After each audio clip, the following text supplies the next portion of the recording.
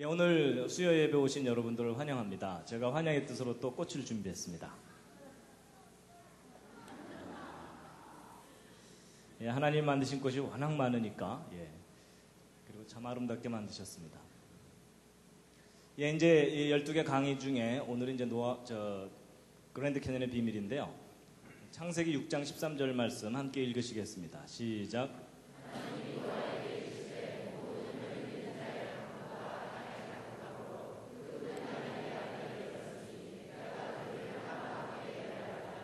예, 하나님께서 이 세상을 심판하셨는데 사람들만 심판한 것이 아니고 땅과 함께 멸하리라 하셨습니다. 그래서 하나님께서 이 땅을 심판하셨던 사건의 그 분명한 증거가 이제 그랜드 캐년입니다.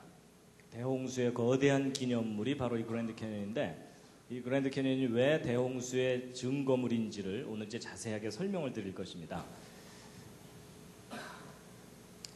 지난번 노아홍수 이야기할 때 그 전 세계가 완전히 물로 뒤덮였을 때 그때 지구를 휩쓸고 도는 물들이 거대한 퇴적 현상을 일으키게 되는데, 이제 그것이 그랜드 캐년도 그 중에 이제 하나다라고 말씀을 드렸었습니다. 이 그랜드 캐년은 이제 미국 아리조나주 북부에 있는 거대한 계곡입니다. 미국 지도하고 우리나라 지도를 비교해 보면 크기가 너무 차이 나죠. 그래서 이 미국을 우리 땅으로 만드는 방법을 생각해냈습니다. 그게 뭐냐면 가능한 한 많이 낳아서 이민을 많이 보내는 겁니다. 그리고 이민 가서도 많이 낳게 하는 겁니다. 그럼 언젠간 이게 우리 땅이 될 거라고 생각이 됩니다. 여러분, 이제 그 노아홍수 때 잠깐 보여드렸던 표입니다. 성경 전체 역사 표인데요. 지금 현재로부터 대략 4,300여 년 전에 전 세계적인 대홍수가 있었고, 홍수 이전 세상을 우리가 잃어버리고 살고 있고, 홍수 이후 역사를 이제 우리가 다시 살고 있는 겁니다. 그래서 우리는 첫 번째 세상을 잃어버리고 살고 있습니다. 그래서 그 홍수는 맨 처음에 비가 내린 것만 40일이었고 지구 전체가 물에 잠겼던 기간이 150일이라고 말씀을 드렸었습니다. 그리고 그 물이 빠지는데 또 150일이 걸리고 땅이 마르고 굳는데 2달 정도 걸려서 대홍수 전체 기간은 365일이다라는 걸 말씀드렸습니다. 그리고 이제 노아가 방주에 들어가 있던 날짜 수는 371일이었죠. 근데 이제 적어도 5달 동안 지구 전체가 완전히 물에 잠겨 있게 되면 이 물이 가만히 덮고만 있는 게 아니라 이 태양과 달이 양쪽에서 물을 잡아당기니까 물은 양쪽으로 나와 있는데 지구는 하루에 한 바퀴씩 돌아야 되니까 상대적으로 이 물이 지구를 휩쓸고 돌게 된다, 이런 말씀을 드렸습니다. 그럼 이 지구를 휩쓸고 도는 그 거대한 물이 모든 산들을 다 허물어뜨려다가 깊고 넓은 곳을 만나면 그 흙들을 쫙 쌓아놓게 되는데, 이런 일들이 적어도 5달 동안 계속 반복됐다라고 봐야 됩니다.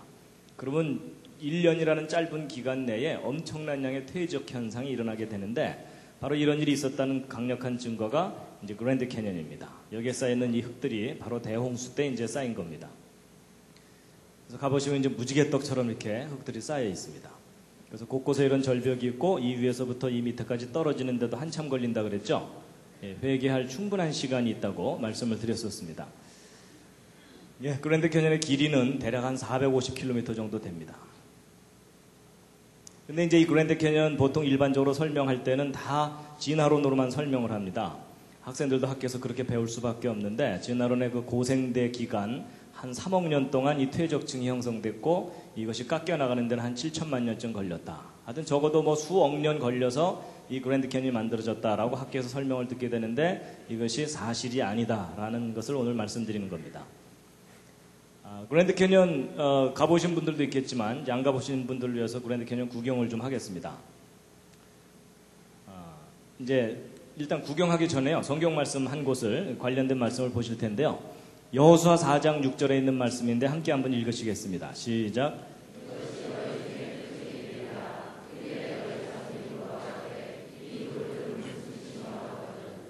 이 부분이 이제 어떤 장면이냐면, 이스라엘 민족이 이집트에서 노예 생활을 하다가 이집트를 탈출해서 가나안 땅을 들어가게 됩니다. 근데 이제 곧바로 들어가질 못하고 40년을 광야에서 맴돌다가 이제 이집트를 탈출했던 세대들은 광야에서 다 죽고 이 광야에서 새로 태어난 신세대가 드디어 이제 가나안 땅을 들어가게 됩니다. 그래서 이집트에서 이제 가나안 땅 들어가야 되는데 바로 앞에 놓여 있는 강이 요단강입니다. 이제 그 사이에 지도자가 바뀌어서 여호수아가 지도자가 되어서 이 백성들을 이끌고 요단강을 건너야 되는데, 성경의 기록을 보면 이 요단이 추수할 시기에는 물이 많아져 가지고서 이제 홍수가 난다는 겁니다. 그래서 일반 사람들이 건너가지 못하는데 한두 명도 아니고 적어도 100만 명이 넘는 사람들이 요단강을 건너가야 되는 상황입니다. 근데 이제 하나님께서 그때 기적을 베푸셨죠. 그래서 이 흐르던 요단 강물이 갑자기 뚝 끊기면서 흘러내려오던 물들은 그 위로 쫙 쌓이고, 그리고 그 끊긴 곳에서부터 마른 땅이 드러나가지고 이스라엘 민족이 무사히 그 요단강을 건너갔다, 이런 기록이 나옵니다. 믿으십니까? 예, 표정을 봐서 별로 안 믿으시는 것 같습니다. 근데 이제 제가 이제 그 기적을 말씀드리려는 게 아니고, 온 이스라엘 백성이 마른 땅으로 이제 요단강을 건너갔는데, 건너가고 나서 여호수아 장군이 이제 명령을 내립니다. 백성들에게. 그래서 무슨 명령을 내리냐면, 요단강 바닥에 있던 돌 12개를 꺼내 갖고 나와라. 그래서 바깥에다 이렇게 쌓아놔라. 그리고 바깥에 있는 12돌을 요단강 중앙에다가 옮겨놔라. 그러니까 바꿔치기를 한 거죠. 예, 그 다음에 이제 바깥에 쌓아오는 이 돌들에 대해서 이제 여호수아가 이제 한 말이 이제 바로 여호수아 4장 6절 7절 말씀인데, 다시 한번 읽으시겠습니다. 시작. 이것이 너희 중에 표징이 되리라. 후일에 너희 자손이 물어 가로되 이 돌들은 무슨 뜻이뇨 하거든 그들에게 이르기를 곧 언약궤가 요단을 건널 때에 요단물이 끊어졌으므로 이 돌들이 이스라엘 자손에게 영영한 기념이 되리라 하라. 예, 요약하면 이제 무슨 얘기냐면, 후손들이 이 돌 이거 왜 쌓아놨어요 하고 물어보면 뭐라고 대답하라고요? 그때 우리가 힘이 좀 남았단다 이러면 이게 아니고, 하나님이 기적을 베푸신, 그러니까 하나님이 하신 일에 대한 증거다라고 가르쳐 주라는 얘기입니다. 그렇죠? 근데 제가 이제 오늘 이 말씀을 드리는 이유가, 제가 이 말씀을 패러디를 했습니다. 그래서 이제 다음 말씀은 성경 말씀이 아니고요, 제가 인용한 말씀입니다. 예. 함께 한번 읽으시겠습니다. 시작. 후일에 너희 자손이 물어 가로되 이 큰 계곡은 무슨 뜻이뇨 하거든 뭐라고 대답하셔야 된다고요? 예, 이게 노아 홍수의 증거란다 라고 대답을 해주셔야 된다는 거예요. 근데 문제는 이제 그러고 나서 알아들으면 괜찮은데, 근데 그게 왜 그래요 하고도 따지잖아요. 그렇죠? 근데 그때는 뭐라고 대답하셔야 돼요? 예, 지금 이제 아무것도 모르시죠? 그렇죠? 그래서 오늘 제가 이제 알려드리려는 겁니다. 예, 자세하게 물어볼 때 왜 이게 노아의 홍수의 증거인지에 대해서. 그랜드 캐니언 이제 잠깐 보시겠습니다. 이 계곡이 길게 이렇게 쭉 뻗어 있는데요. 겨울이고요. 가을입니다. 아무래도 한번 가봐야 되겠죠? 예. 가기 전에 한번 둘러보시겠습니다. 어마어마한 계곡이 쫙 펼쳐져 있습니다. 정말 가면 감탄이 나올 수밖에 없는. 그리고 이제 곳곳에 이런 퇴적층들이 쌓여 있고요. 이 그랜드 캐니언은 요 윗부분이 해발 높이가 2,600m입니다. 그러니까 백두산 정도 높이 되는 고원지대입니다. 거기에 이제 깊은 계곡이 푹 파여 있죠. 그리고 이제 이 그랜드 캐니언의 길이는 한 450km 정도 되기 때문에 우리나라 지도하고 비교해 놓으면 남한만한 크기의 계곡입니다. 어마어마합니다. 그래서 이제 보시면 여기 사람 여기 보이십니까? 예. 그리고 절벽이 이렇게 있고 또 요 밑에 계곡 밑으로 내려가는 길이 이렇게 있고요. 예. 그래서 여기서 아무리 소리쳐봤자 저쪽에서 들리지도 않습니다. 예, 멋있죠? 나중에 구경 가셨을 때 기념사진 찍을 장소 미리 알려드리는 겁니다. 근데 여기서 사진 찍을 때 좀 더 뒤로 이러시면 안 됩니다.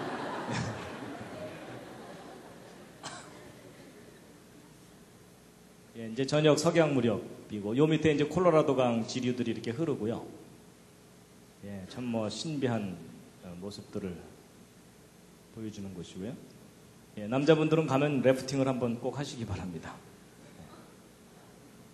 그리고 이제 폭포들도 있고 옛날 요새터도 있고, 예, 그리고 이제 북쪽에는 이 포엘 호수라는 큰 호수가 이렇게 있습니다. 무슨 케이크 조각 같은 이런 퇴적층들도 있고요. 멋있죠? 예, 하여튼 단체로 가시다가 말 안 듣는 분들은 중간에 내려놓고 가시면 됩니다. 근데 여행 다니다 보면 꼭 뭐 약속 시간에 늦게 나오고 이런 분들은 여기다 다 묶어놓고 오면 됩니다.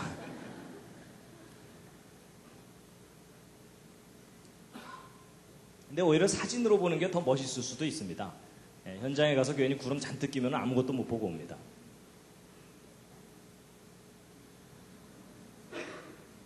참 신기하죠. 근데 여기는 이제 그랜드 캐년이 아니고 이 그랜드 캐년에서 좀 북쪽으로 떨어져 있는 브라이스 캐년이라고 하는 곳입니다. 근데 침식 지형이 아주 기가 막히게 만물상처럼 발달해 있고요. 이런 기둥 하나하나가 꽤 큽니다. 그래서 이런 것들이 꽤 커가지고 이런 기둥들 밑으로 지금 여기 사람 말 타고 내려가는 거 보이십니까? 개미떼처럼. 그리고 이건 좀 남성적인 계곡인데 이것은 이제 시온 계곡이라고 자이언 캐년이라고 하는 곳인데 성악 연습하려면 이런 데 가서 해야 되겠죠?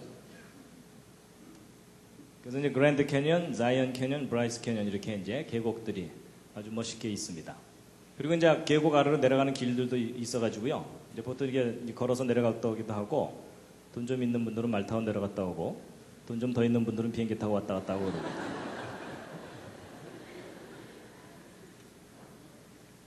네, 한 번은 가볼 만한 곳입니다. 근데 이제 이곳에 이렇게 퇴적층들이 겹겹이 쌓여 있는데 이 퇴적층들의 그 구성 성분이 어떤 층은 석회, 어떤 층은 모래, 어떤 층은 혈암, 뭐 진흙 이런 계통으로 교대로 이렇게 쫙 쌓여 있습니다. 그래서 서로 다른 흙들이 이렇게 쌓여 있는데 자, 오늘 이제 이 그랜드 캐년이 어떻게 만들어졌는지에 대해서 이제 그 비밀을 풀 텐데요. 이 그랜드 캐년의 모습을 잘 보시면 두 단계입니다. 모양을 잘 보시면 일단 흙이 다 쌓이고 난 다음에 깎여 나갔습니다. 그렇죠? 예. 뭐 쌓이다가 중간에 깎인 게 아니고 일단 다 쌓이고 난 다음에 깎여 나간 그런 모습입니다. 그래서 이제 첫 번째는 퇴적층이 어떻게 쌓였는지를 이제 우리가 알아내야 됩니다. 그래서 보통 이 쌓이는 것을 퇴적이라고 표현을 하는데 어떻게 쌓였는가 하는 건데 이 많은 흙들이 여기 쌓여 있으려면 어디서부턴가 와야 되죠. 그렇죠? 예, 그래서 이 많은 흙들이 어디서부터 왔겠느냐 하는 걸 이제 우리가 풀어야 되고 또 이것이 쌓이는데 얼마나 오래 걸려서 쌓였겠느냐 하는 건데 진화론에서는 막 수억 년 걸려서 쌓였다고 설명을 합니다. 그리고 이제 이런 정도 규모의 흙이 쌓이려면은 큰 바다 밑에서 쌓여야 되거든요. 근데 지금 현재는 백두산 높이만큼 올라와 있죠. 그러니까 이 밑에서 바다 밑에서 쌓였던 그 퇴적지대가 어떻게 백두산 높이까지 올라갔겠느냐 하는 겁니다. 여러분 저게 왜 저렇게 올라갔겠습니까? 이런 질문을 받으면 쉬운 대답부터 하시면 됩니다. 제가 안 그랬는데요. 이러시면 됩니다. 그 다음에 이제 다 쌓이고 난 다음에 깎여 나갔거든요. 그래서 이 깎여 나간 것을 또 우리가 이제 풀어야 되는데 어떻게 깎여 나갔는가 하는 건데 깎여 나가는 걸 보통 침식이라고 합니다. 이게 먹고 잔다는 뜻이 아닙니다. 깎여 나간다 이런 뜻입니다. 그래서 이제 이 많은 흙들이 깎여 나갔다면 어딘간 쌓여 있어야 되겠죠. 그게 가깝게 쌓여 있는지 멀리 쌓여 있는지 넓게 쌓여 있는지 좁게 쌓여 있는지 이걸 좀 분석을 해보면 이게 어떻게 깎여 나갔는지에 대해서도 알 수가 있고요. 그리고 이제 얼마나 오랫동안 깎여 나갔느냐, 정말 진화론에서 얘기하듯이 막 몇 천만 년 걸려서 이게 깎여 나갔느냐 아니면 순식간에 이게 깎여 나갔겠느냐 하는 겁니다. 근데 이제 얘한테는 아무리 물어봐도 얘는 대답을 안 해줍니다. 그래서 결국 과학자들이 앞뒤를 연구를 해가지고 이것이 어떻게 만들어졌겠는가를 이제 추적해서 알아내는 수밖에 없습니다. 그래서 이제 오늘 이제 그랜드 캐년 생성 원인에 대해서 이제 말씀을 드릴 텐데요. 예. 잠시 기지개를 한번 살짝 켜시겠습니다. 오늘 지질학 공부를 해야 되기 때문에 문과분들은 너무 애쓰지 않으셔도 됩니다. 이해가 안 되면 주무셔도 괜찮습니다.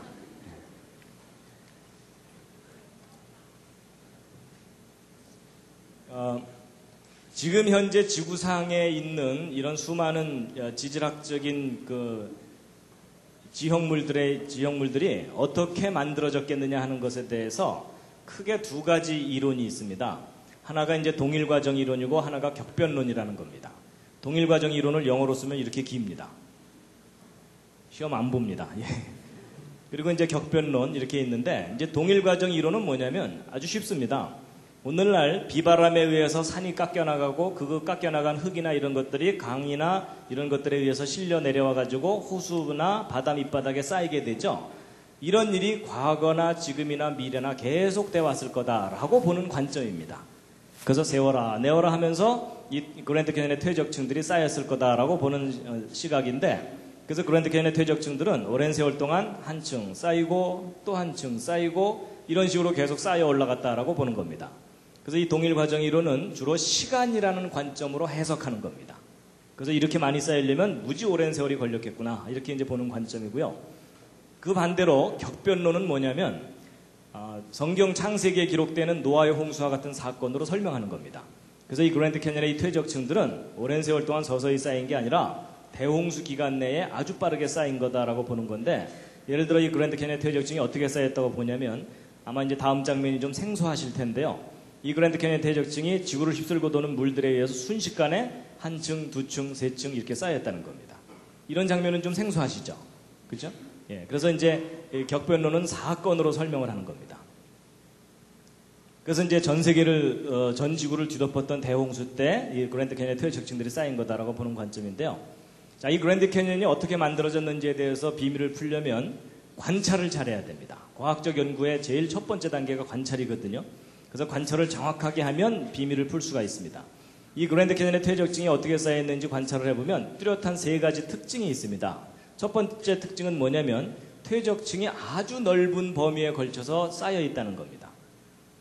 그리고 두 번째 특징은 뭐냐면 퇴적층 사이의 경계면이 아주 뚜렷하다는 겁니다. 그래서 예를 들면 여기 어두운 부분과 밝은 부분의 경계가 아주 뚜렷하죠. 예, 서서히 변해가지 않고 갑자기 변했어요. 색깔이.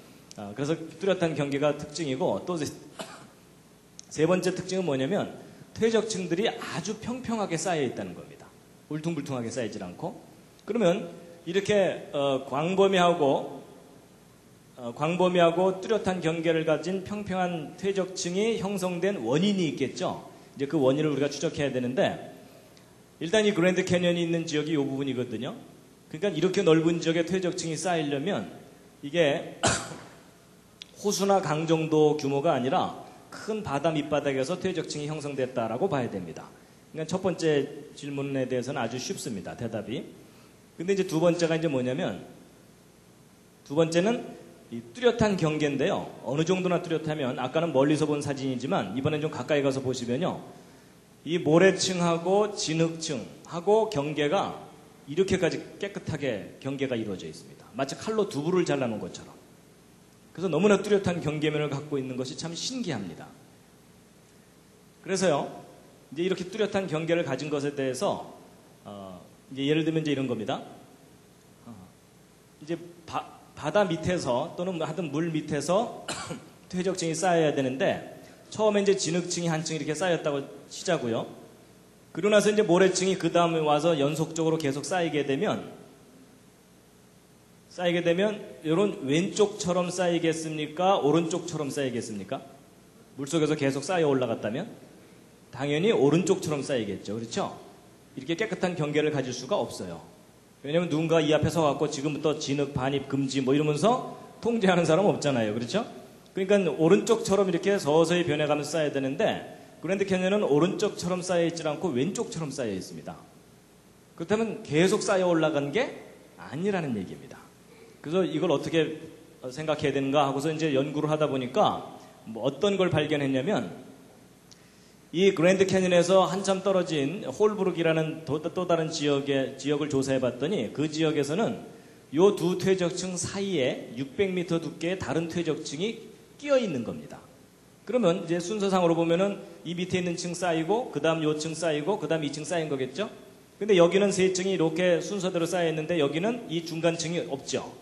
그럼 이 중간층이 없는 이유는 아마도 물속에서 퇴적되다가 퇴적이 멈춰야만 되거든요. 한동안. 그러려면 물 바깥으로 이게 나오는 수밖에 없겠죠. 그래서 아마도 이쪽 지역은 물 바깥으로 나와 있었는가 보다. 한 1000만 년 기간 동안. 이렇게 해석을 하게 되는 겁니다. 그래서 이제 그림으로 이제 설명을 드리자면 이런 겁니다. 물속에서 첫 번째 층이 쌓였는데 어느 날 이 퇴적층이 그냥 물 바깥으로 솟아 올라와 버린 겁니다. 그러고 나서 이제 세월 지나가는 겁니다. 그리고 주변 환경 바뀌죠. 그리고 나서 다시 이게 가라앉았어요. 가라앉은 다음에 다시 와서 이제 새로운 퇴적층이 쌓이면은 이렇게 뚜렷한 경계가 형성될 수가 있겠죠. 그리고 이제 또 다시 올라갔다가 또 세월 지나가고, 그리고 주변의 환경이 또 바뀌고, 그리고 다시 가라앉고, 그리고 또 와서 또 새로운 퇴적층이 와서 쌓이면 이렇게 뚜렷한 경계가 형성될 수 있겠죠. 그럴듯하시죠. 그런데 저 설명에도 허점이 있습니다. 단점이 있는데 그게 뭐냐면 이렇게 오르락내리락 하면서 쌓이면 이렇게 평행한 경계면을 가질 수가 없어요. 왜냐하면 그랜드 캐니언 퇴적층은 너무나 평평하거든요. 이걸 설명을 못합니다. 이게 오르락내리락 하면서 쌓이면은 이렇게 쌓이게 되지 이렇게 평평하게는 못 쌓입니다. 그 이유가 뭐냐면 보세요. 쌓였어요. 이제 퇴적이 멈추기 위해서 물 바깥으로 나갔습니다. 세월 지나가죠. 근데 쟤네들은 괜찮아요.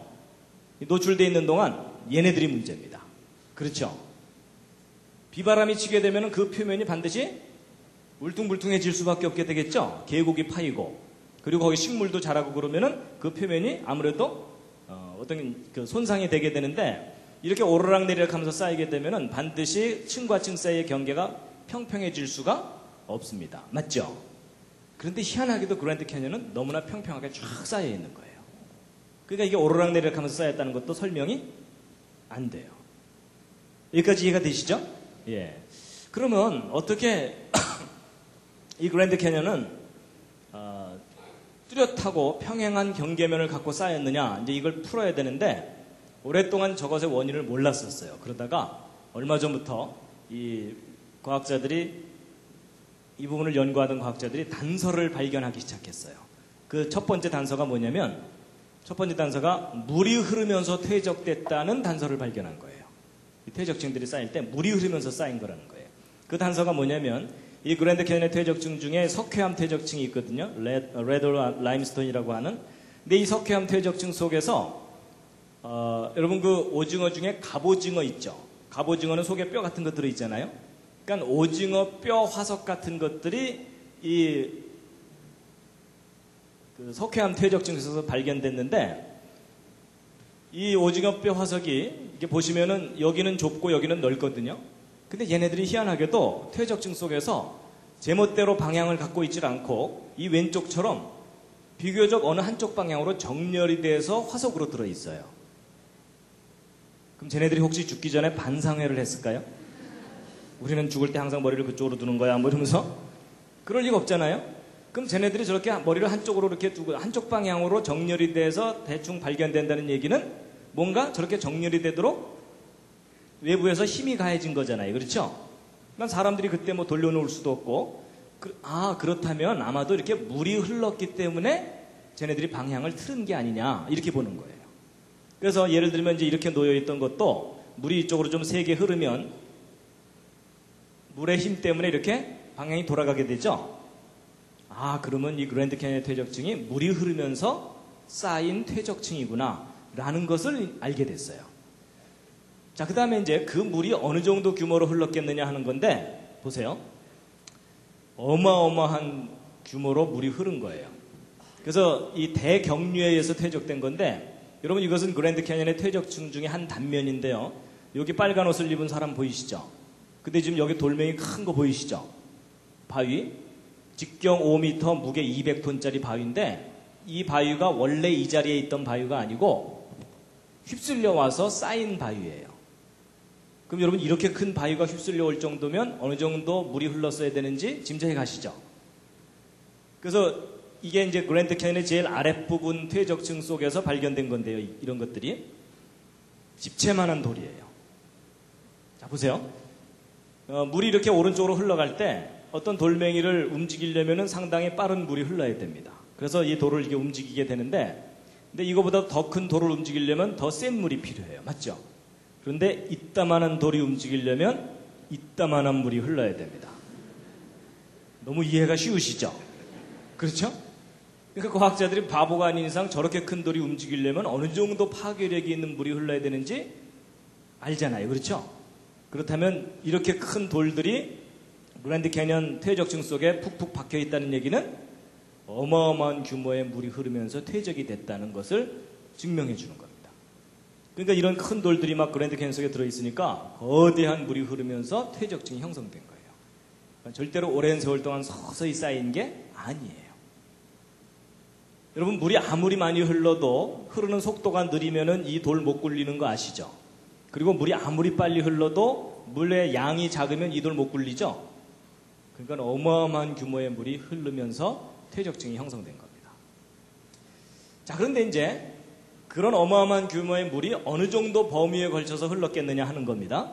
그러니까 미국 땅 고지역만 일부만 흘렀겠느냐, 아니면 전 지구를 뒤덮는 홍수가 있었겠느냐 하는 건데, 전 지구적인 규모의 퇴적이 일어났다는 강력한 증거가 있습니다. 그게 뭐냐면, 여러분, 지금 현재 지구 곳곳에 화산들이 터지면서 화산 속에서 쏟아져 나오는 이 용암이나 이런 것들이 굳어져서 형성된 암석을 화성암이라고 합니다. 이게 화성에서 가져온 암석이다, 그 뜻이 아닙니다. 그 다음에 이 강 주변에 모래들이 와서 쌓여갖고 굳어진 암석을 뭐라 그럴까요? 이걸 퇴적암이라고 그럽니다. 이제 이렇게. 근데 이제 제가 퀴즈를 하나 드리겠습니다. 어차피 서로 정답을 모르니까 우기셔도 됩니다. 여러분, 지금 현재 지구 전체 통계를 내보면 화성암이 지구 표면을 덮어가는 속도하고 퇴적암이 지구 표면을 덮어가는 속도를 비교해보면 어느 쪽이 빠를까요? 옆에 있는 분과 한번 상의해 보시기 바랍니다. 어차피 모르니까 우기셔도 됩니다. 근데 이 부분이 상당히 중요한 겁니다. 어느 쪽이 훨씬 더 빠르냐면요, 정답은 화성암 쪽이 훨씬 빠릅니다. 그러니까 화산활동에 의해서 터져나온 것들이 지구 표면을 덮어가는 속도가 훨씬 빨라요. 압도적으로 빨라요. 그럼 여러분, 저런 식으로 해서 지금까지 세월이 흘러왔다면 지금 현재 지구 표면에는 어떤 암석이 더 많이 덮고 있어야 될까요? 당연히 화성암이 절반 이상을 덮고 있어야 돼요. 맞죠? 저런 추세로 계속돼 왔다면. 그러니까 이제 보세요. 지금 현재 지구를 조사해 보면요, 지각 내부, 그러니까 지각 내부 속은요, 화성암이 95%로서 압도적으로 많아요. 그러니까 지구 속도 이럴진데 거기다가 화산활동에 의해서 화성암이 지구 표면을 덮는 속도가 훨씬 빠른다는 추세로 본다면은 지금 현재 지구 표면도 화성암이 압도적으로 많아야 되겠죠. 근데 놀라운 사실은 지금 현재 지구 표면을 조사해 보면 지표면은 70%가 퇴적암입니다. 화성암은 30%밖에 안 돼요. 근데 지금 현재 어느 쪽 방향으로 진행되고 있냐면은 화산활동에 의해서 이 화성암이 퇴적암을 점점 점령해가는 쪽으로 진행되고 있죠. 그럼 여러분, 시간이 갈수록 오른쪽으로 간다는 얘기는 시간을 거꾸로 돌리면 과거에는 어떤 상태가 있었다는 뜻일까요? 과거에는 지구 전체가 완전히 퇴적층으로 덮였던 때가 있었다는 얘기입니다. 저게 무슨 사건일까요? 저게 바로 노아의 홍수 사건입니다. 이것은 지구 전체에 걸친 통계 자료이기 때문에 아주 강력한 증거입니다. 그러니까 전 지구가 완전히 물로 뒤덮였던 대홍수가 있었다는 강력한 증거입니다. 그리고 홍수 이후에 다시 이 화성암이 자기의 위세를 회복해가고 있는 중에 우리가 지금 살고 있는 겁니다. 그래서 여러분, 지구 전체가 완전히 물로 뒤덮였던 대홍수가 있었다는 성경의 기록을 좀 믿어주시면 감사하겠습니다. 그래서 여러분, 과학적인 증거들은 성경이 옳다는 것을 강력하게 뒷받침하고 있습니다. 자, 그런데 이제 보세요. 그랜드 캐니언의 퇴적층이 쌓이는 것은 아무도 못 봤죠? 혹시 보신 분 계십니까? 이럴 때 손 드는 분이 계시면 잘 돌봐드려야 된다 그랬죠? 예. 여러분, 그랜드 캐니언의 퇴적층이 쌓이는 것은 아무도 직접 못 봤지만 그랜드 캐니언의 퇴적층과 똑같은 퇴적층이 쌓이는 현상을 지금도 곳곳에서 관찰할 수가 있어요. 그래서 그 대표적인 예가 1980년 5월 18일 날 터진 미국 워싱턴주의 세인트 헬렌 산인데요. 여러분, 1980년 5월 18일이면 무슨 날이죠? 어른들은 기억하실 텐데요. 광주 5.18 그날입니다. 그날, 뭐 시차는 좀 있으니까는 시간은 차이가 나겠지만은 같은 날 미국 워싱턴주에 있는 세인트 헬렌 산으로 화산이 뻥 터졌습니다.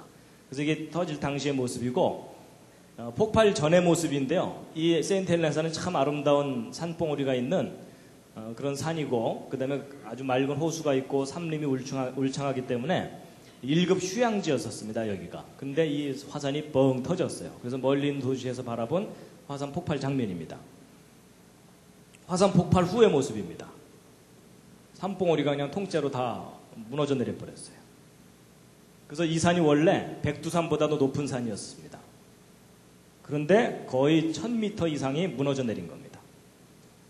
어마어마한 폭발이었습니다. 그래서 이게 이제 폭발 당시의 모습이고 폭발 후의 모습인데요. 근데 이 세인트 헬렌산 화산 폭발할 때 아주 중요한 지질학적 증거들이 확인됐습니다. 그 첫 번째가 퇴적층이 형성되는 과정인데, 보세요. 여러분 지금 여기 퇴적층이 쫙 쌓여 있는데, 여기 빨간 옷을 입은 사람하고 비교해보면 상당히 퇴적층이 두껍죠. 여러분 보통 지금 현재 진화론적 관점의 지질학에서는 퇴적층을 해석할 때 평균적으로 30cm 정도 쌓이려면 5000년쯤 걸린다. 대략 그 정도 해석합니다. 그럼 여러분 제가 하나 파묻히려면 몇만 년 걸리는 겁니다. 그러니까 여기 있는 이 퇴적층이 쌓이려면 이건 몇 년 걸렸다고 해야 됩니까? 우기기 나름입니다. 일단 기본적으로 몇십만 년은 될 거고, 그 다음에 B층과 C층 사이가 색깔이 전혀 다르죠. 그러니까 이 B층 사이고 이 중간에 얼마만큼 세월이 지났는지는 또 우기기 나름이에요. 그렇죠? 그러니까 적어도 수십만 년에서 수백만 년, 수천만 년 지났다고 해도 될 정도로 퇴적층이 꽤 쌓였죠? 근데 여러분, 봤기에 망정이지. 이거 안 봤다면 수십만 년이거든요. 근데 이 퇴적층 쌓이는 걸 실제 봤어요.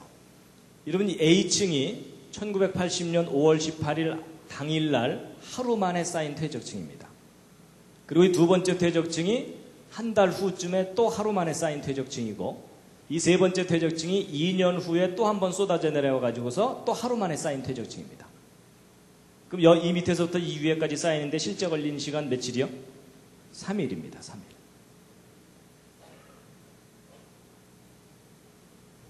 여러분, 대개 보고 온 사람하고 안 보고 온 사람하고 둘이 싸우면 누가 이깁니까? 대개 안 보고 온 사람들이 이기죠? 근데 여러분, 누가 이기느냐가 중요한 게 아니라 어느 게 사실이냐가 중요합니다. 맞죠? 이건 안 보면 수십만 년인데 봤기에 망정이지. 그렇죠? 3일이에요, 3일. 여러분, 퇴적층이 얼마나 빠르게 형성되는지를 실제 본 건데요. 근데 이제 여러분 중에 또 머리가 빨리 돌아가시는 분들은 무슨 생각을 하냐면, 야, 이게 뭐 왕창 쌓인 것하고 오랜 세월 동안 서서히 쌓인 것하고는 모양새가 다르지 않겠느냐. 아무래도 왕창 쌓이면은 막 뒤섞여서 쌓일 테니까 그 속에 아무런 무늬가 없을 거고, 오랜 세월 동안 겹겹이 쌓이면은 층층이 무슨 세월의 흔적이 있을 거다. 그런 생각 드시죠? 근데 여러분, 특히 두 번째 퇴적층 보세요.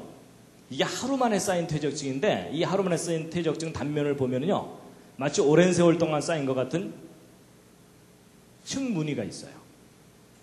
자세히 다가가보면 이런 식으로까지 세밀한 층들이 형성되어 있습니다. 근데 이게 하루 만에 왕창 쌓인 거예요. 그것도 화산이 폭발하면서 쏟아져 내려온 것들이 시속 60km 속도로 휩쓸고 내려가면서 쌓은 거예요. 그럼 여러분 생각해보세요. 막 휩쓸려 내려가면 그 안에서도 뒤섞일 거 아니에요? 뒤섞여서 쌓일 것 같은데 희한하게도 휩쓸려 내려가면서 쌓였는데 저렇게 층무늬가 생겼어요. 희한하죠? 그래서 야, 어떻게 저렇게 층무늬가 생기는가에 대해서 실험을 했어요. 그런데 그 비밀이 풀렸어요. 뭐냐면, 지금 전 세계 곳곳에 이렇게 쌓여있는 이 줄무늬 퇴적층들의 비밀이 있습니다. 그게 뭐냐면, 이제 이게 아주 재밌는 실험인데요. 고운 모래하고 굵은 모래 두 개를 뒤섞었어요. 뒤섞은 다음에 이 비커에다 넣고 깔때기를 통해서 쭉 흘려내리면 여기에 쌓이게 되거든요. 근데 생각해 보세요. 여기도 섞여 있죠. 흘러내리면서도 섞이죠. 이 밑에 떨어지면서도 뒤섞이죠. 그러면 우리가 생각하기에 이 밑에 쌓이는 흙은 막 뒤섞여서 쌓일 것 같은 생각이 드시죠. 근데 놀랍게도 이렇게 떨어져 내리면서 쌓이는데 이렇게 쌓여요. 이게 삼겹살의 비밀입니다. 그래서 야 어떻게 저렇게 쌓이는가? 제가 사진으로만 보여드리면 또 이 트릭을 쓴다 그러실까봐 실제 쌓이는 모습을 보여드릴게요. 자, 보세요. 잠이 확 깨실 겁니다.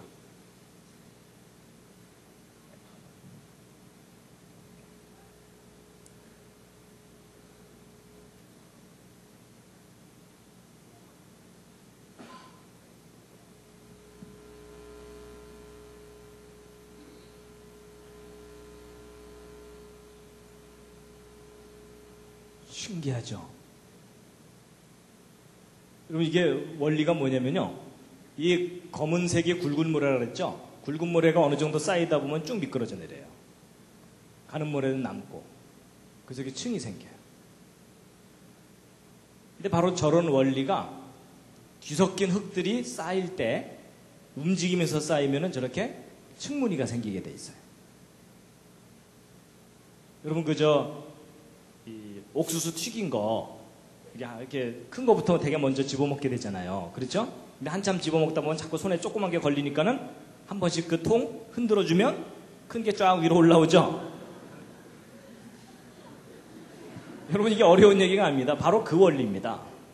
그렇죠? 지금이야 이제 쌀들이 잘 나오지만은 옛날에는 막 쌀에 돌들 섞여 있으니까는 쌀통을 막 흔들면은 돌은 밑으로 내려가고 쌀은 위로 올라오고 이러니까는 돌을 골라내고 이러는 거죠? 바로 그런 원리가 작용하는 겁니다. 거대한 흙덩어리가 한쪽으로 쫙 휩쓸려 가게 되면 그 안에서 자기들끼리 굵은 것과 가는 것이 분리가 일어나면서 줄무늬가 생기게 돼 있어요. 그러니까 자기들끼리 막 흘러가면서 야야 줄 서 이러면서 쫙 이렇게 층무늬가 생기게 돼 있습니다. 그래서 여러분 이게 바로 퇴적층이 갑자기 쌓이면서도 마치 오랜 세월 동안 여러분 이거 밭개망정이지 안 봤으면 여름 겨울 뭐 이랬을 거 아니에요. 그렇죠? 근데 바로 이런 원리가 작용한다는 것을 잘 몰랐던 거예요. 그러니까 우리 주변에서 이제 퇴적층 쌓일 때마다 그냥 이제 겹겹이 쌓인 거 보면은 그냥 이게 오랜 세월 동안 쌓인 거라고 잘못 해석했던 겁니다. 이해가 되시죠? 그러니까 지구 곳곳에 그런 현상이 발견되는데요. 또 실제적으로 이런 것도 있습니다. 이 호주에서 이쪽 바닷가에 모래가 자꾸 없어지니까 이쪽에 있는 모래를 배로 실어다가 이 앞바다에 뿌렸어요. 잔뜩 뿌리고 났더니 어느 날 파도가 심하게 치면서 이 뿌려놓은 모래가 바닷가 쪽으로 밀려 나왔어요. 그래서 하룻밤 사이에 밀려 나와 갖고서 이만큼 두께로 쌓인 거예요. 그럼 여러분 하룻밤 사이에 왕창 와서 쌓였으면은 막 뒤섞여서 쌓여야 될 것 같잖아요. 그렇죠? 근데 놀랍게도 하룻밤 만에 와서 쌓인 단면을 보았더니 줄무늬들이 쭉쭉 생겨 있어요. 밭기의 망정이지. 안 봤으면 이것도 몇 년 걸렸다가 해야 돼요? 여름, 겨울. 아, 이거 200년. 뭐 이래야 될 거 아니에요. 그렇죠? 그러니까 여러분 저런 현상이 일반적인 현상인 거예요. 그러니까 여러분 지구상에 있는 곳곳에 이런 줄무늬 퇴적층을 앞으로 보시거든 절대로 오랜 세월이라고 생각하시면 그건 착각입니다. 규모만 더 클 뿐이지 거대한 퇴적층이 순식간에 확 휩쓸려가면서 이런 무늬를 만들게 됩니다. 그래서 여러분 앞으로 이제 여행 다니시면요 이제 이런 줄무늬들을 많이 보시게 될 거예요. 제발 저 앞에 가서 오 장구한 세월 이러지 마시기 바랍니다. 그래서 여러분 전 세계 곳곳에 쌓이는 이런 줄무늬 퇴적층이 바로 그런 원리로 생기는 겁니다.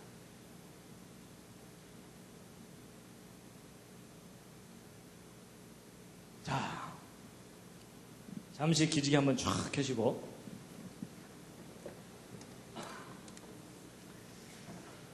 좌양좌 하셔서 옆에 있는 분 안마를 해드리도록 하겠습니다.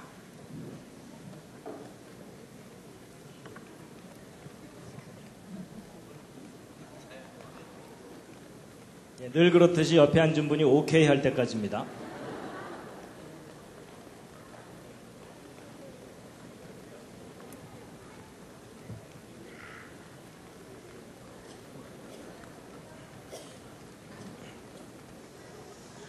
예, 반대로도 해주시고요. 반대로 또.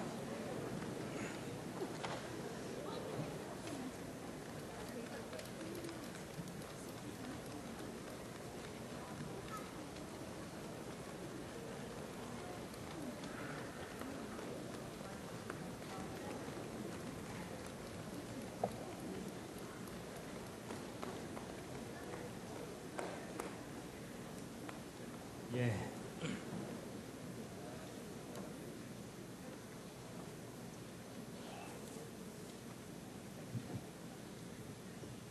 근데 지금까지 너무 어렵진 않으셨죠? 대답에 신통치 않으신 걸 보아서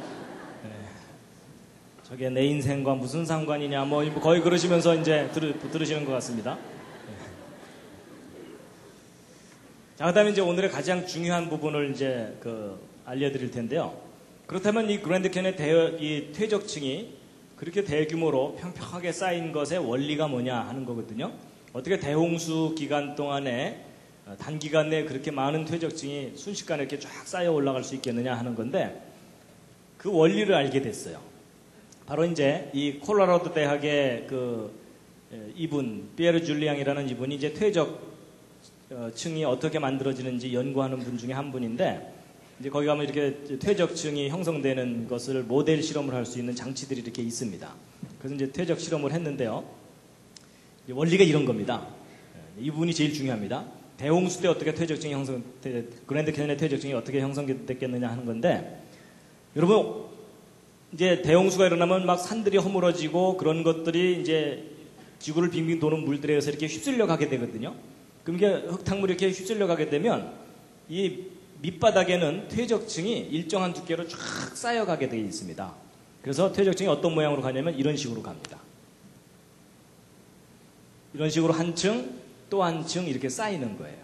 근데 이렇게 쌓이는 원리가 뭐냐면요. 잘 보세요. 물이 이렇게 흘러가는데 여기보다는 여기가 좀 더 깊죠. 좀 더 깊으면 좀 더 느리게 흐르게 되죠. 그러니까 흙들을 여기까지 이렇게 싣고 오다가 여기서 속도가 갑자기 늦어지니까 어떻게 되겠어요? 이 앞에다가 흙들을 쌓아놓게 됩니다. 그러니까 흙은 계속 실려와서 이 앞에 쌓이니까 그 퇴적층이 옆으로 저렇게 쭉쭉 자라게 돼 있습니다. 바로 저런 원리로 전 지구를 휩쓸고 도는 물들이 지구를 빙빙 돌면서 한 층, 또 한 층, 또 한 층 이렇게 퇴적층을 쌓아놓게 됩니다. 그러면 이런 식으로 쌓이게 되면 층과 층 사이의 경계가 뚜렷하게 되죠. 그리고 평평하게 쌓이게 됩니다. 그럼 아까 그랜드 캐니언에 대해서 풀지 못했던 것을 다 풀 수 있는 바로 그런 설명입니다. 근데 이제 제가 이렇게만 설명드리면 이제 우긴다 그러실까봐 실제로 저렇게 쌓이는 장면을 보여드리겠습니다. 잘 보세요. 이제 모의 실험을 한 건데요. 오른쪽으로 흘러가게 되는데 여기 잘 보시면 퇴적층이 오른쪽으로 점점점 이동하고 있죠. 일정 두께의 퇴적층이. 그렇죠? 그럼 이 물이 하루 종일 흐르게 되면은 이 퇴적층은 하루 종일 앞으로 갑니다. 그럼 일정 두께의 퇴적층이 뭐 몇 킬로미터, 몇십 킬로미터도 쫙 쌓이게 돼요. 참 신기하죠? 저럴 줄 모르셨죠? 대홍수가 일어나면 저런 현상이 반드시 나타납니다.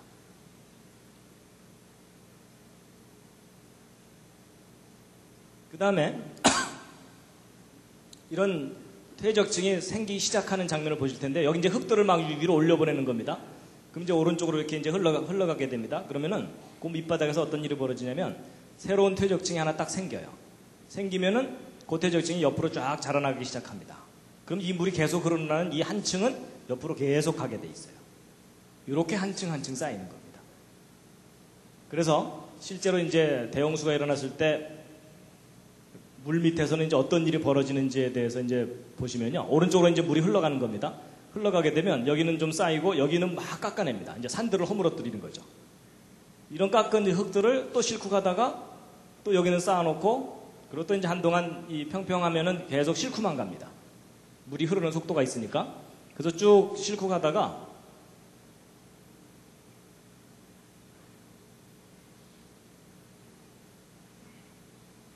여기는 이제 쌓습니다. 한 층을. 그리고 이제 여기는 점점점 얕아지니까는 조금씩 깎아냅니다. 어떤 부분은 깎아내고 어떤 부분은 쌓고 뭐 이런 일들이 벌어지는 겁니다. 그래서 여기는 또 쌓고 여기는 또 막 깎아내고.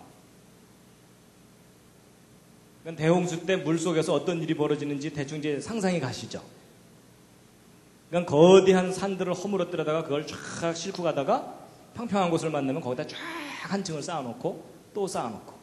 그러니까 쌓이는 곳은 계속 쌓이게 돼 있습니다.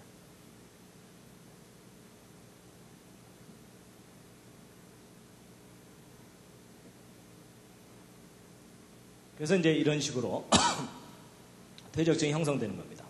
그러니까 그랜드 캐니언 퇴적층이 왜 이렇게 평평한지 그리고 층과 층 사이의 경계가 왜 이렇게 뚜렷한지가 다 풀린 거예요. 그러니까 전 지구를 뒤덮은 대홍수가 분명히 있었던 겁니다. 그래서 다시 한번 보여드리면 이제 이런 겁니다. 한 층이 쫙 가고요. 또 한 층이 또 가고 이런 식으로.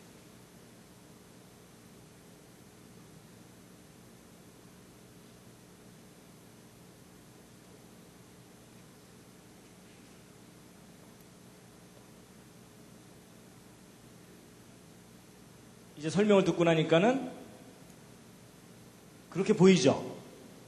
이제 세뇌당하신 겁니다.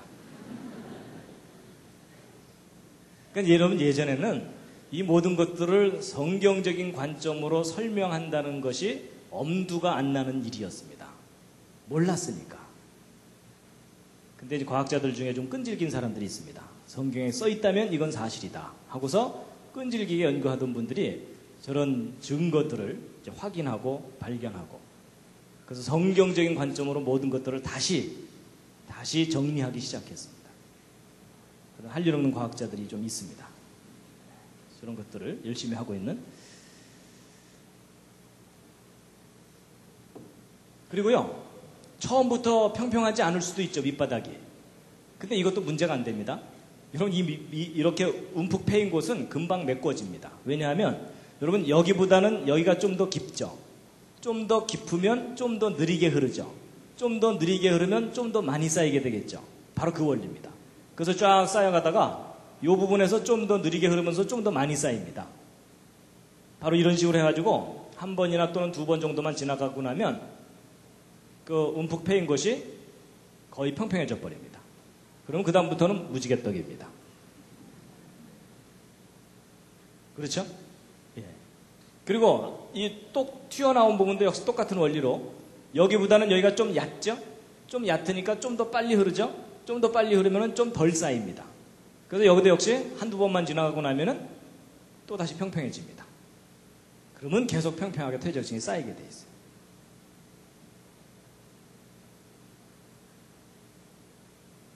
백문이 불여일견이죠. 여러분 제가 이거를 이렇게 그림으로 설명드리지 않고 말로만 하면요, 여러분 20분만 지나면 다 혼수 상태입니다. 그렇죠?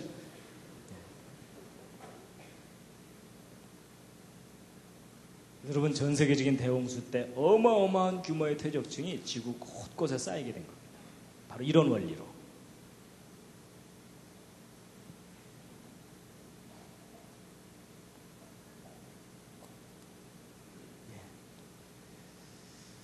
그 다음에 이제 가장 중요한 메인 테마는 말씀을 드린 거고요. 이제 제일 중요한 주제는 말씀드렸고, 지금부터 이제 보너스인데요. 어떤 게 있냐면, 여러분 안 믿어지시겠지만, 천지 창조 때 퇴적된 퇴적층도 발견했어요. 이건 또 무슨 황당한 얘기냐? 여러분 보세요. 진화론에서는 소위 그 고생대라는 시절이 있었는데, 고생대의 초기가 캄브리아기입니다. 그리고 이제 이 고생대 초기 캄브리아기 밑에는 선캄브리아기라 그래서 캄브리아기 이전 시대다라고 하거든요.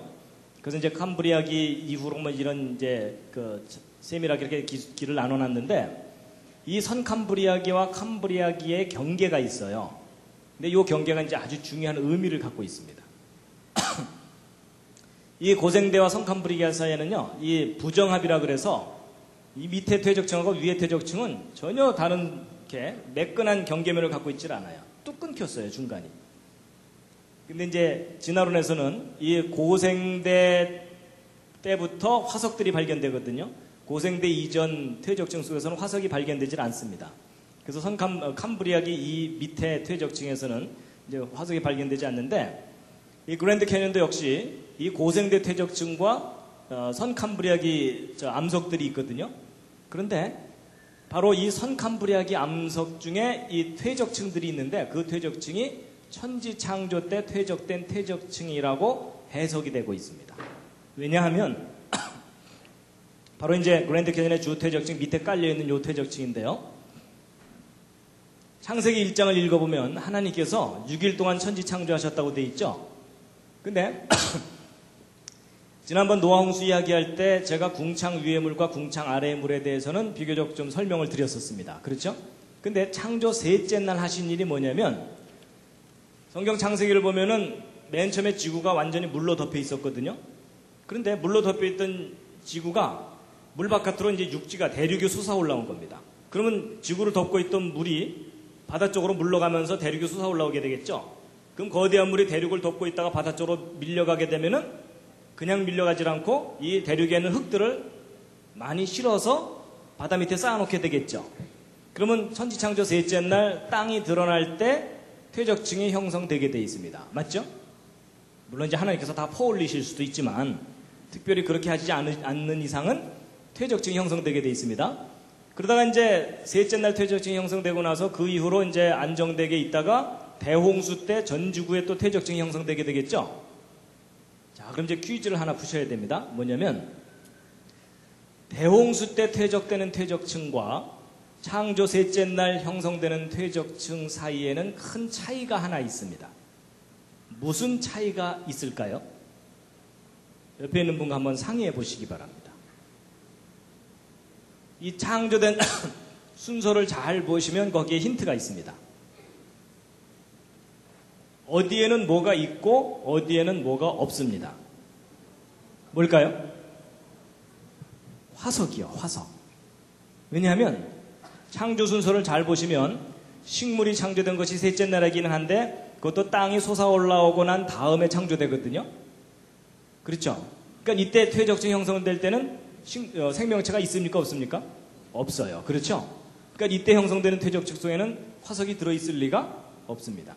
근데 대홍수 때 퇴적된 퇴적층 속에는 화석이 잔뜩 들어있겠죠? 근데 참 신기한 게 뭐냐면 이 그랜드 캐니언 퇴적층 중에 고생대 퇴적층이라고 소위 진화론에서 분류하는 퇴적층 속에는 화석들이 잔뜩 발견되거든요. 근데 그 바로 밑에 있는 이 퇴적층 속에서는 화석이 하나도 발견되지 않습니다.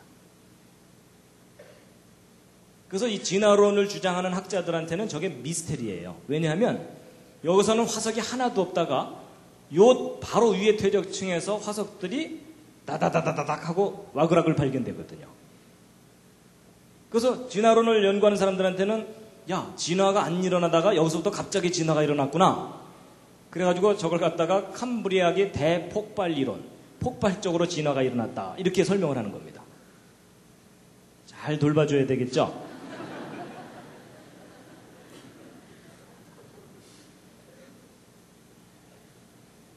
그게 아닌 거예요. 성경하고 비교해서 연구해 보았더니 그게 아닌 거예요. 바로 이 밑에가 천지창조 때 형성된 퇴적층이고 그 윗부분이 바로 대홍수 때 형성된 퇴적층이다라는 것을 알게 된 거예요.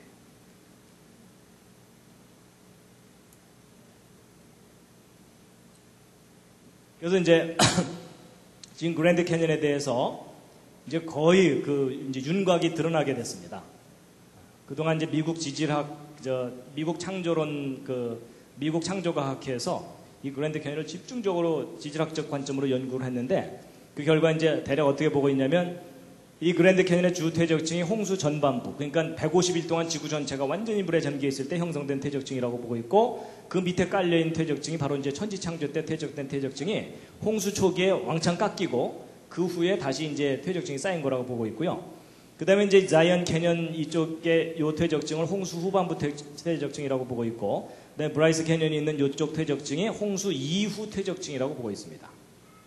그래서 이 그랜드 캐년을 포함하는 이 지역은 홍수 이후까지도 계속 바다 밑에 잠겨서 계속 퇴적이 일어났던 곳이라고 보고 있고요. 그 다음에 이제 지금 현재 미국 대륙이 솟아 올라왔잖아요. 그럼 물속에 들어있던 대륙이 솟아 올라오려면 물이 점점점 얕아지면서 그 위를 흐르는 물의 속도가 빨라지죠. 그러면 거기에 쌓였던 퇴적층이 솟아 올라오는 도중에 많이 깎여나가게 되겠죠. 그래서 요 부분이 이게 미국 대륙이 솟아 올라올 때 깎여나갔던 것이라고 보고 있습니다. 그럼 이제 그랜드 캐니언의 이 계곡은 그럼 그때 솟아 올라올 때 깎인 거냐? 아닙니다. 이 그랜드 캐니언의 계곡은 홍수 이후에 깎인 거라고 보고 있습니다. 대륙이 다 솟아 올라오고 난 다음에. 그래서 그건 좀 이따 이제 말씀드릴 거고요. 그래서 이제 여러분이 그랜드 캐니언 관광을 가시게 되면 일반 관광을 가면 그런 설명 못 듣게 되고요. 이 창조과학 탐사 여행을 이제 가시면은 창조 때 형성된 퇴적층을 보시게 됩니다. 근데 뭐 거의 표정이 잘 안 믿어지는 표정들이십니다. 그래서 여러분 놀랍게도 이 그랜드 캐년이 성경에 대한 너무나 강력한 증거물입니다. 자, 그 다음에 이제 지금까지 쭉 설명드린 내용이 그랜드 캐년의 퇴적층이 형성되는 과정에 대해서 설명드린 겁니다. 이제 지금부터는 이제 계곡이 어떻게 깎여 나갔느냐 하는 겁니다. 어떻게 깎여 나갔다고요? 아까 제가 쉬운 답 말씀드렸잖아요. 제가 안 그랬는데요. 이러시면 이제 됩니다. 자, 근데 이 계곡이 형성된 것은 얼마나 오래 깎였는가, 또 어디로 갔는가, 또 어떻게 깎였는가 하는 건데요. 이 계곡이 깎여 나간 것에도 단서가 있습니다. 잘 보시면요, 거의 수직으로 깎여 나갔죠. 이게 단서예요. 왜냐하면 여러분 이 그랜드 캐년의 퇴적층 중에는 좀 단단한 부분도 있고 연한 부분도 있거든요. 그럼 만약에 이 콜로라도 강이 오랜 세월 동안 이것을 깎아낸 거라면 단단한 데는 덜 깎이고 연한 부분은 많이 깎이겠죠. 그럼 사실 이 깎여 나가는 단면은 이렇게 울퉁불퉁해야 됩니다. 그렇죠? 근데 이 그랜드 캐년의 이 계곡은요 거의 수직으로 쫙 깎여 나갔어요. 수직으로. 그렇다는 얘기는 오랜 세월 동안 서서히 깎여 나간 게 아니라는 얘기입니다. 그래가지고 도대체 이 그랜드 캐년이 어떻게 깎여 나갔는가에 대해서 여러 각도로 조사를 해본 결과 아주 놀라운 단서가 뭐냐면 이겁니다. 이 부분이 이제 그랜드 캐년 지역이거든요. 근데 그 상류 쪽에 뭔가 흔적이 있는데 무슨 흔적이 있냐면 거대한 호수가 있었던 흔적이 있어요. 그래서 이걸 좀 자세히 보시면 여기가 이제 그랜드 캐년 지역입니다. 근데 여기 잘 보시면요, 이 부분에 좀 거뭇거뭇한 부분 있죠. 그리고 요즘 희끗희끗하게 이렇게 보이는 게 이게 뭐냐면요, 지대가 높아서 눈이 덜 녹은 지역입니다. 그러니까 이 부분이 고원지대라고 보시면 돼요. 다른 지역보다는 높은 지대예요. 근데 높은 지대가 이렇게 연결되어 있었는데 이상하게 계곡이 그 허리를 가르고 지나갔죠. 그럼 이 계곡이 없었다면 원래 이 부분이 높았던 지대였겠죠. 근데 갑자기 그 허리가 중간이 뚝 잘려나간 거예요.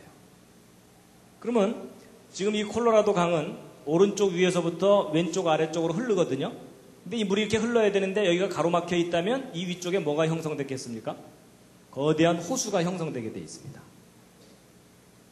그러니까 과거에 이렇게 큰 호수가 있다가 이 호수가 지금은 없어졌죠.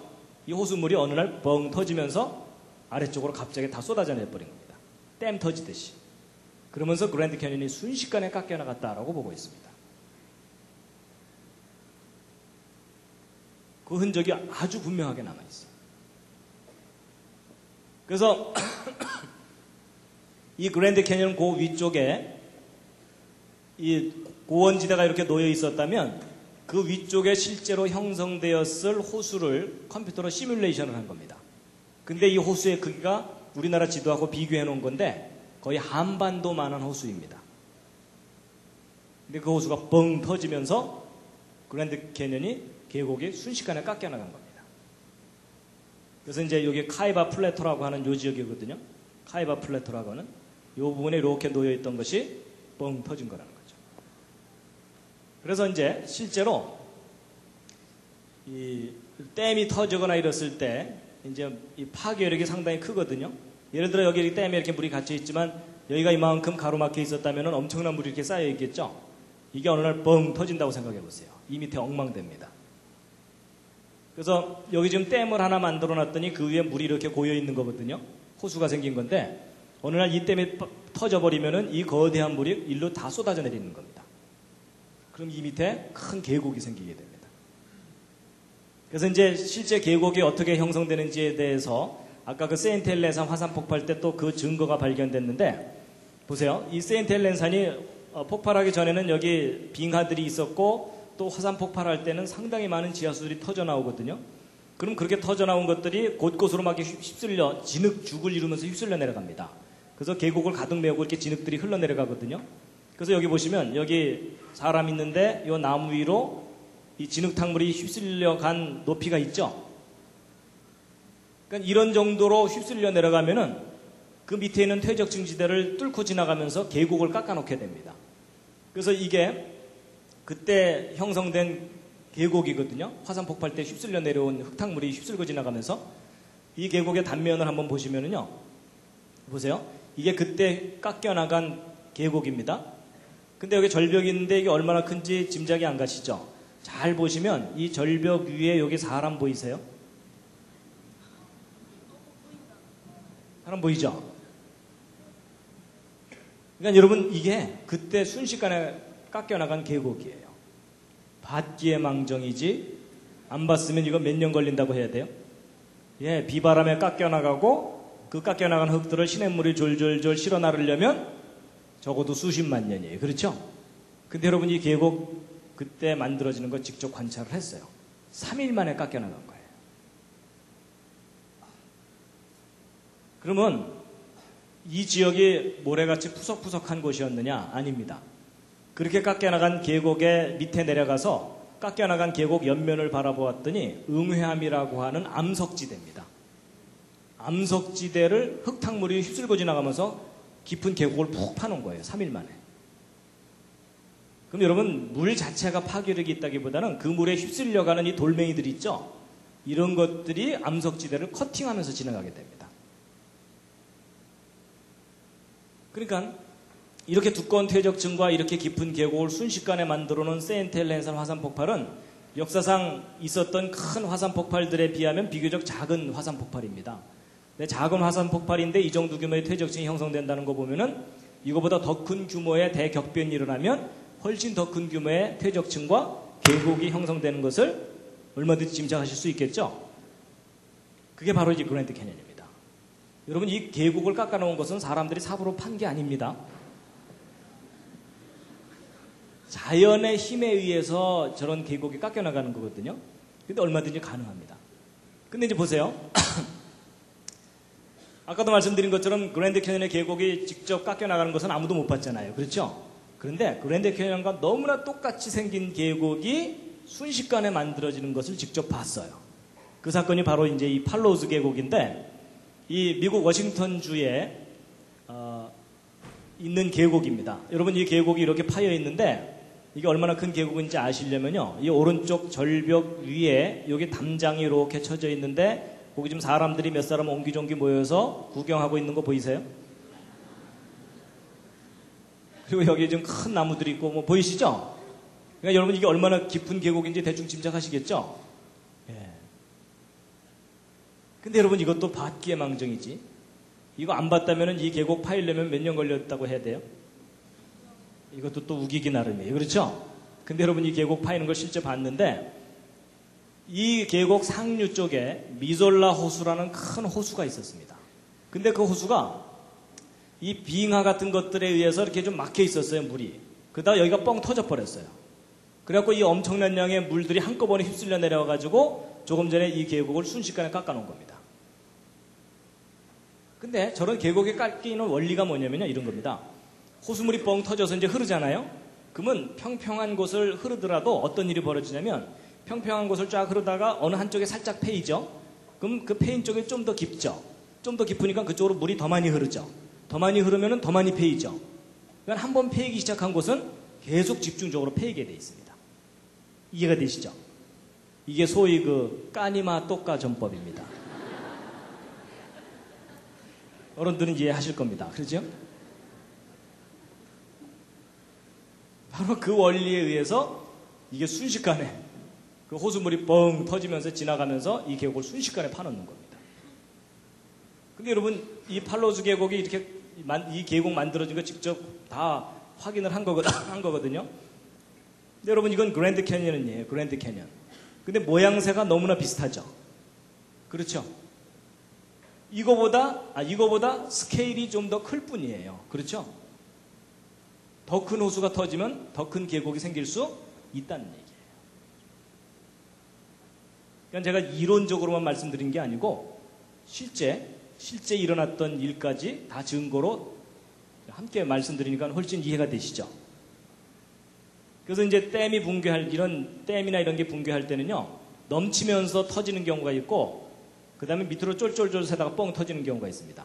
넘치면서 터지는 건 왜 그러냐면요, 골고루 넘치면 얘가 낮아지기만 하거든요. 근데 이렇게 넘치다 보면 어느 한쪽에 살짝 패이면 글로 집중적으로 물이 흐르죠. 그러면서 댐이 뻥 터져버리는 겁니다. 그래서 이게 1976년에 미국의 태튼 댐이 붕괴되는 장면이고요. 또 다른 댐도 이렇게 갑자기 빵 하고 터지고, 그 다음에 이제 이 쫄쫄쫄 새다가 터지는 경우의 한 예가 이건데요. 이 그랜드 캐년 상류 쪽에 글렌 캐년 댐이라는 댐이 있는데, 여기 좀 물줄기 4개가 보이는 건 이건 발전용 댐입니다. 발전용 수로예요. 그래서 이제 발전하는 건데, 근데 이것만 만들어 놓으면 안 되고, 이 물이 갑자기 불어나면 이 물을 갑자기 빼내야 되잖아요. 그러기 위해서 이제 비상용 수로로 물을 더 많이 빼냅니다. 그러다가 이제 1983년에 이 댐이 무너질 뻔한 적이 있어요. 물이 불어나가지고 비상용 수로를 열었거든요. 근데 열자마자 출구 부분이 무너진 거예요, 이게. 그래서 저 수문을 조금만 늦게 닫았으면 저 댐 무너지는 거였어요. 그럼 보통 공학자들이 이런 거 설계할 때 최대 압력의 3배를 견딜 정도로 설계해서 만들거든요, 대개는. 그렇게 튼튼하게 만든 수로가 저렇게 무너져 버리는 거예요. 그러니까 물의 파괴력이 얼마나 큰지 알 수 있습니다. 그래서 이제 이게 무슨 말씀을 드리려는 거냐면, 이 그랜드 캐년 요 윗부분에 과거에 여기 높은 고원지대가 있어서 그 위에 물이 잔뜩 있었을 텐데, 이게 물이 많아져서 넘쳤든 또는 밑으로 쫄쫄쫄해서 뻥 터졌든 어느 순간 뻥 터진 거라는 거예요. 그러면서 이 가로막혀 있던 이 부분이 왕창 무너지면서 이 거대한 물이 휩쓸고 지나가면서 이 흙들을, 이 계곡을 순식간에 깎아놓은 거다라는 겁니다. 수천만 년 세월이 아니고.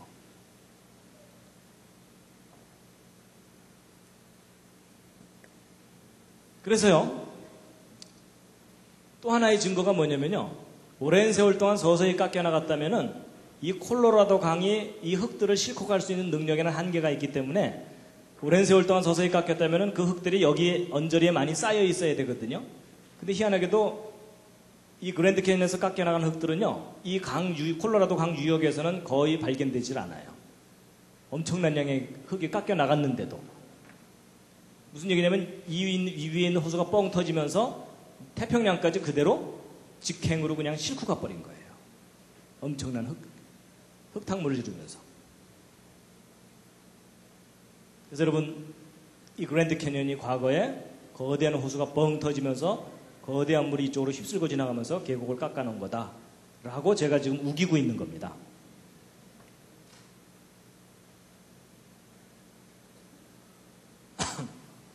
그래서 이제 2단계로 호필 레이크라는 레이크가 먼저 뻥 터지고, 그 다음에 캐니언즈 랜드 레이크라고 하는 호수가 그 다음에 2차로 뻥 터지면서 거대한 계곡이 형성된 거다라고 보고 있습니다.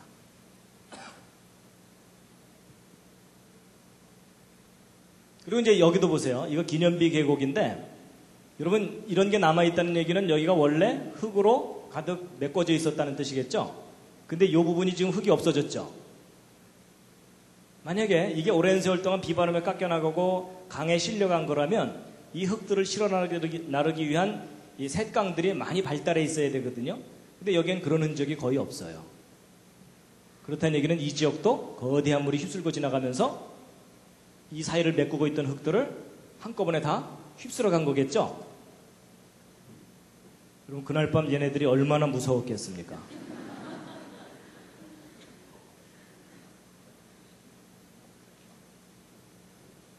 그래서 이게 다 대격변의 증거물들입니다. 오랜 세월의 증거가 아니고.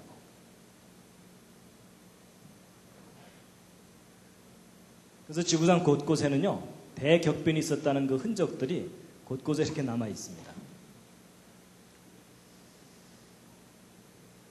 자, 다시 한번 읽으시겠습니다. 시작. 후일에 너희 자손이 물어 가로되 이 큰 계곡은 무슨 뜻이뇨 하거든 뭐라고 대답하셔야 된다고요? 옆에 있는 분들끼리 서로 좀 얘기 좀 해주시기 바랍니다.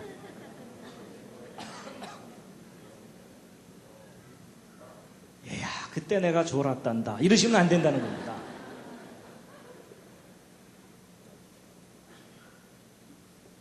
자, 그래서 아까 그 질문들 있죠? 여러분, 이 그랜드 캐니언에 쌓여있는 이 엄청난 퇴적층들 다 어디서 온 걸까요? 어디서 온 거죠? 전 지구를 휩쓸었던 대홍수 때 산들이 허물어지면서 쌓인 거라는 겁니다. 그리고 얼마나 오랫동안 쌓였다고요? 3억 년? 그게 아니라 대홍수 기간 동안에. 그렇죠? 그리고 이 거대한 이 흙들은 어떻게 솟아 올라왔죠? 퇴적층이. 이것은 아까 언뜻 설명을 드렸는데 대홍수 이후에 미국 대륙 부분이 솟아 올라온 겁니다. 한쪽에 가라앉고. 그리고 이 그랜드 캐년 계곡 이거 어떻게 깎여 나갔다고요? 그랜드 캐년 상류 쪽에 큰 호수가 있었는데 그 호수가 뻥 터지면서 이 계곡을 깎아냈다라고 보고 있고, 그 다음에 이제 얼마나 오랫동안 깎았는가는 아까 말씀드린 대로 이제 짧은 기간 내에 순식간에 깎여나간 거고, 이 흙들 다 어디로 갔다고요? 저 태평양까지 다 실려간 거예요. 그래서 여러분 진화론에서 이야기하는 고생대, 중생대, 신생대가 있는데 이 그랜드 캐년의 퇴적층이 고생대 퇴적층이라고 설명되고 있거든요. 근데 만약에 여러분 그랜드 캐년의 퇴적층이 대홍수 1년 기간 동안 퇴적된 거라면은 실제 고생대라는 시절이 있었다는 겁니까? 없었다는 겁니까? 저게 없었다는 얘기입니다. 여러분 이게 다 뻥입니다. 여러분 이 고생대, 중생대, 신생대는 진화론에 의한 가상적인 시대이지 실제 지구의 역사 시대가 아닙니다.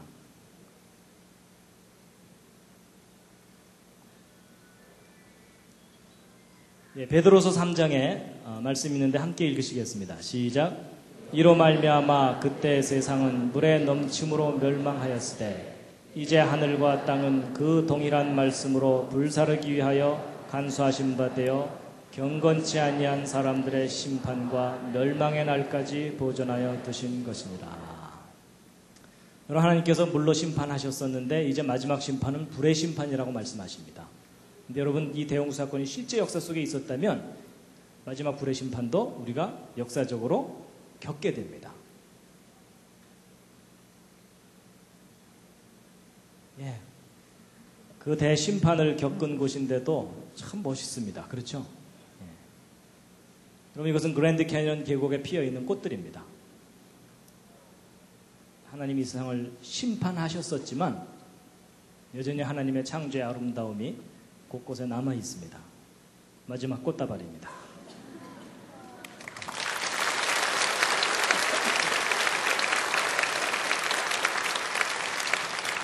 예, 이 시간 잠깐 기도했으면 좋겠습니다.